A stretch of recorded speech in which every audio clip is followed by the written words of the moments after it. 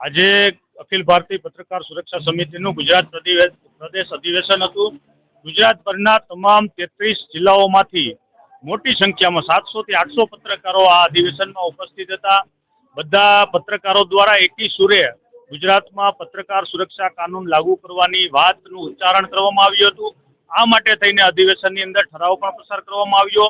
અધિવેશનમાં ગુજરાત રાજ્યના મંત્રીશ્રીઓ કુંવરજીભાઈ બાવળિયા, કાંતિભાઈ અમૃતિયા, અનેક ધારાસભ્યશ્રીઓ અને વિપક્ષના પણ પ્રમુખ નેતાઓ કહી શકાય એવા ભરતસિંહ સોલંકી સાહેબ, ઈસુદાન ગઢવીજી સહિતના ઉપસ્થિત રહ્યા હતા। તમામે એકી સુરે પત્રકારોની આ માંગનો સૈદ્ધાંતિક સ્વીકાર કર્યો છે અને દરેક મહાનુભાવોએ પોતાની વાતને અનુમોદન આપ્યું છે અને પત્રકારોની માંગ આગામી સમયમાં ગુજરાત વિધાનસભામાં પણ ઉઠાવવામાં આવશે એવી ખાતરી આપી છે।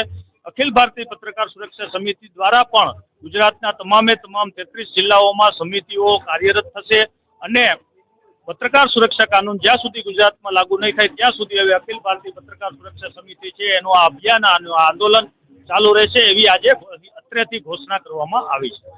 છત્તીસગઢમાં પણ અખિલ ભારતીય પત્રકાર સુરક્ષા સમિતિ દ્વારા જ આ પત્રકાર સુરક્ષા કાનૂનનું આંદોલન કરવામાં આવ્યું હતું।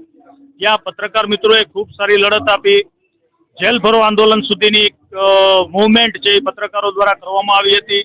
હવે આ જ પ્રકારનું અભિયાન આપણે આજથી ગુજરાતમાં શરૂ કર્યું છે અને મને આશા છે કે ગુજરાતની અંદર ભૂપેન્દ્ર પટેલ જેવા મુખ્યમંત્રી, જેને સંવેદનશીલ મુખ્યમંત્રી કે ખૂબ ભલા માણસ તરીકેની એમની ખ્યાતિ છે, ત્યારે ગુજરાતમાં પણ આગામી સમયની અંદર પત્રકારોની આ વાજબી માંગ સ્વીકારવામાં આવશે અને ગુજરાત વિધાનસભામાં પણ પત્રકાર સુરક્ષા કાનૂન લાગુ થશે। સુરક્ષિત બને એની આર્થિક સુરક્ષાઓ, એની સામાજિક સુરક્ષા, એને બીમાર પડે તો એની મેડિકલ સુરક્ષા, એને કોઈ દ્વારા પ્રતાડિત કરવામાં આવે, શારીરિક રૂપે એને નુકસાન પહોંચાડવામાં